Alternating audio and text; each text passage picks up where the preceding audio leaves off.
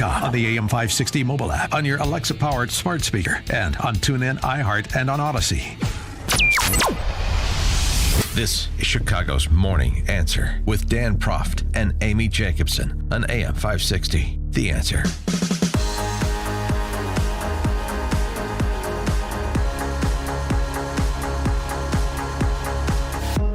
Top of the morning, Dan and Amy.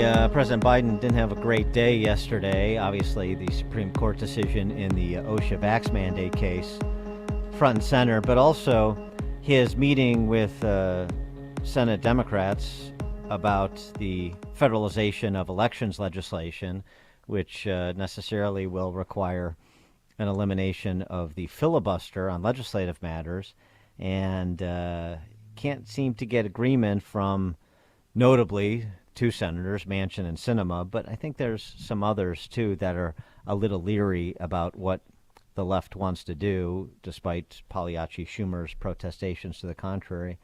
Here's Joe Biden emerging from that meeting, and he's a bit ornery.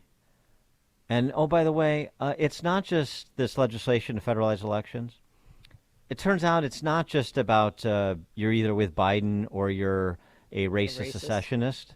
Yeah. It's about who counts the votes, not just about voter suppression. Voter suppression, disenfranchisement, that's what we've been hearing low these many months, but now he's added a wrinkle. Lots of different kinds of masks out there. And the Center for... That's not it. But there are Anyway, I hope we can get this done, but I'm not sure. But one thing for certain,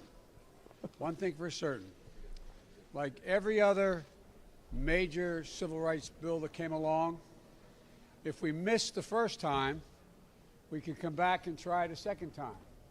We missed this time.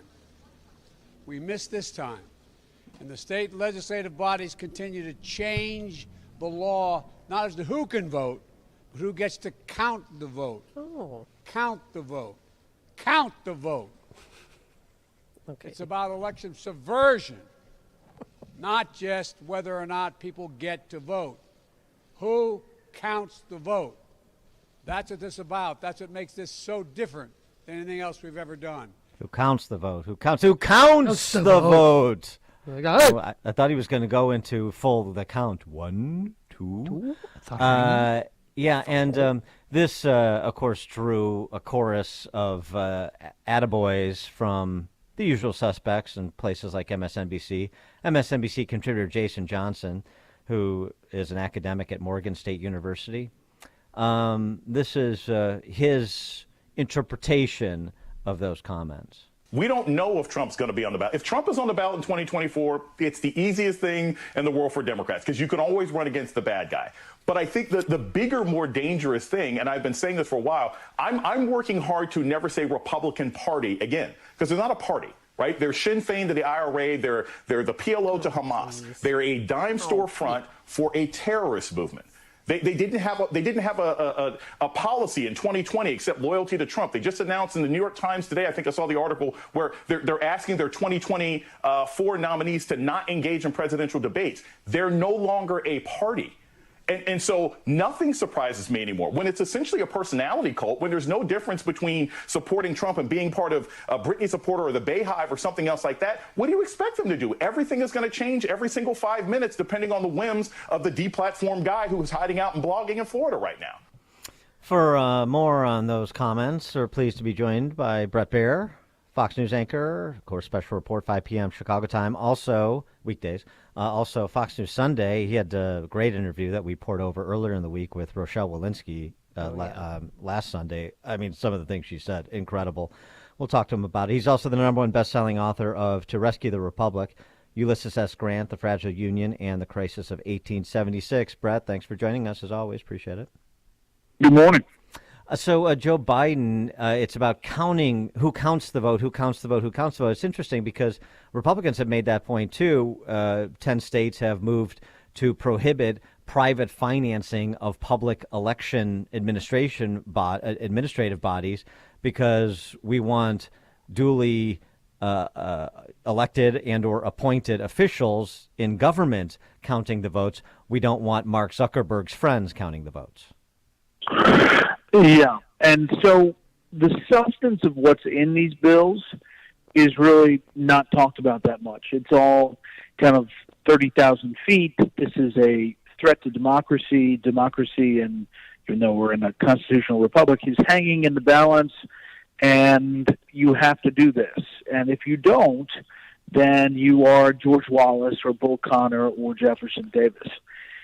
So it's just fascinating that, they had Senator Manchin and Senator Sinema over to the White House last night, and by all accounts did not move the needle of where they're standing about not changing the rules or the precedent in the Senate to push this through, and that they want some Republican buy-in. If they're going to be at this majority number, they want some buy-in. That seems reasonable. That's how the Senate has operated before. And I think the histrionics around all of this are interesting to see. Chuck Schumer is going to move this vote forward. And to your point, I think if he does, you may have some other people besides Manchin and Sinema voting against this effort to change how the Senate works. Well, who else is going to vote against this effort? Do you have any? So you have Mark Kelly in Arizona, who said he's not sure. You have John Tester in Montana, who said he's uncomfortable with the changes. You have Maggie Hassett. You have Jeanne Shaheen in New Hampshire. So there's several who have not said officially where they're coming down, and they're not taking the blowtorch PR-wise like Manchin and Sinema are. So it's an interesting way to ask for help from Republicans is to say that anybody who opposes the legislation is a racist secessionist. Even if there were Republicans, I don't know who they, I have an idea who they might be, theoretically. Even if they were theoretically open-minded about it, he's made it impossible for them to support it. No, he's solidified the opposition. If you read Peggy Noonan's column today in the Wall Street Journal, she kind of makes this point that it's this speech in Atlanta she sees as a fulcrum, a hinge point in this presidency. And either he's going to make some major shift strategically, tactically, more towards the center and away from progressive politics, or it's the beginning of the end of his ability to get anything through. I wanted to ask you, yesterday the head of the Oath Keepers was arrested, Stuart Rhodes, along with 10 others, for a seditious conspiracy. And I watched your program last night. So in the indictment, it's like they planned the attack right after the November election, and he messaged the group that Pence is doing nothing and President Trump is only complaining. Does this vindicate President Trump? That's what John Turley's. It's interesting that you point that out. I think that the Trump lawyers and the Trump folks will point to that to say there was not some grand conspiracy from inside the White House. I don't think it'll stop the January 6th committee from going down that road, and just listening to Liz Cheney and others, that's clearly where they want to go. They want to get to a place where they can make it so that Donald Trump does not run again based on what happened on January 6th. I don't know if that's going to happen, but that seems to be part of their goal. It's serious. These guys, what they were planning and what they did, according to the indictment, is the most serious charge, obviously, that we've seen in all 700 plus.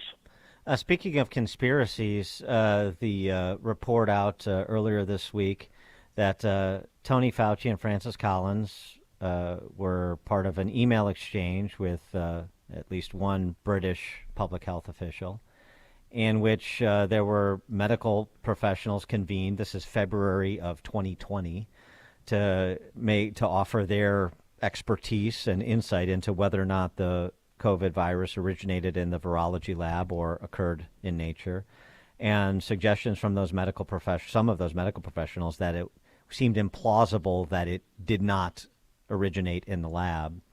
And then Farrar communicating that to Collins and Fauci, and then a back and forth that essentially suggested we need to be careful how we message this, how we talk about this in public, if we talk about this in public. And Francis Collins using the phrase international harmony as something that needs to be a concern, is international harmony on the topic.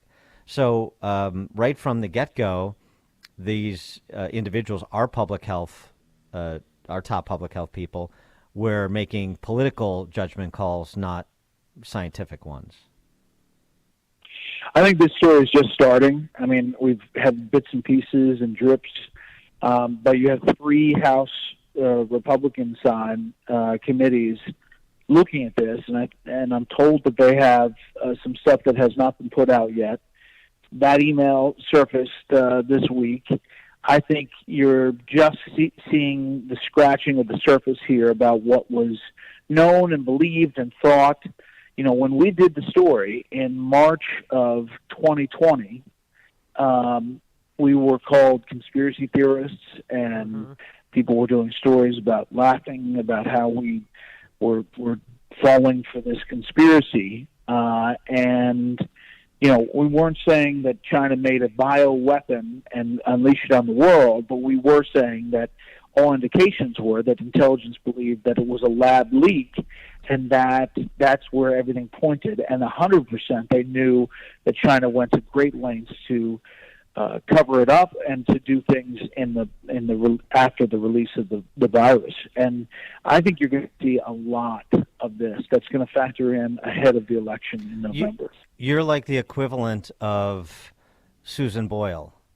When she walked on stage, everybody looked at her and they were laughing. And and this was Simon Cowell's comments, or one of the judges on Britain's Got Talent. This is how I process everything, Brett. And they were laughing at her because it's this middle-aged woman, sort of frumpy and so on and so forth. Then she sang "I Dreamed a Dream," and after that, nobody was laughing. Well, nobody's laughing now, are they, Brett?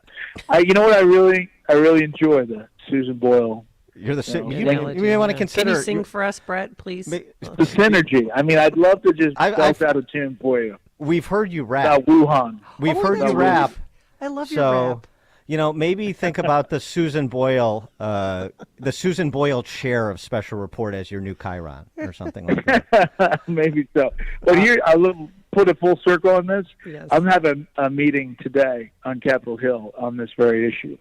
And I think there's going to be some more stuff very soon on this front. Ooh. Okay. All right, so SCOTUS weighed in, split decision, as some predicted yesterday, with staying the vaccine mandate pushed through OSHA on employers with more than 100 employees, green-lighting the vax mandate for any health care provider that takes Medicare or Medicaid payments. So where does the Biden administration go from here with respect to employers? Are they going to continue? I mean, I know this is going to still be litigated. The merits of the case will be litigated in the Sixth Circuit, but they're still going to push this? I mean, it seems so past post at this point. I don't think they will. I think they're going to look at the poll numbers, and they're going to say this is not worth doing it. They're going to encourage companies to do their own thing and to require vaccines or testing every day, but they're not going to go down the legal road. They don't have the votes in Congress, and I think you're starting to see a change in how this administration looks at things because they're upside down on a number of fronts. Just look at the whole back and forth about paying illegal immigrant families that were separated at the border. It was a major thing. It has to happen. It's principle. We need to do it. And now they're saying, you know what, they can't get paid. Mm-hmm. And so these are not, decisions that are made in courage. They're decisions that are made by polls. And again, just going back to Fox News Sunday and your interview with Rochelle Walensky, and then it was mainly Tony Fauci's performance before that Senate Health Committee this week, but she was there as well. Boy, I just don't see how they think they're doing themselves any favors. Fauci's sort of a category unto himself, but Walensky won't even, and you pressed her respectfully on this, won't even say what is true when you have a Supreme Court justice like Sonia Sotomayor say something that is just wildly untrue about childhood hospitalizations. Yeah, she finally got there, but have added a lot of qualifiers things to it. But she said, yes, that's not accurate, and yes, 3,500 is the number of kids in the hospital as opposed to 100,000. I think that the CDC has issues with getting stats out, answering those specific questions, And, they're in the mantra of the vaccine, but people have heard that message, and they want some more substance around the facts, the stats. We should have our own. We shouldn't have to rely on studies in Israel and South Africa. And so we'll see. We'll see if they change their messaging. He is, he is Bret Baier, Fox News anchor, special report, 5 p.m. weekdays. Also, the #1 best-selling author of To Rescue the Republic, Ulysses S. Grant, The Fragile Union, and The Crisis of 1876. Bret, thanks as always. Have a good weekend. Thank you. You too. And he joined us on our turnkey.pro answer line. It's what Chicago is talking about.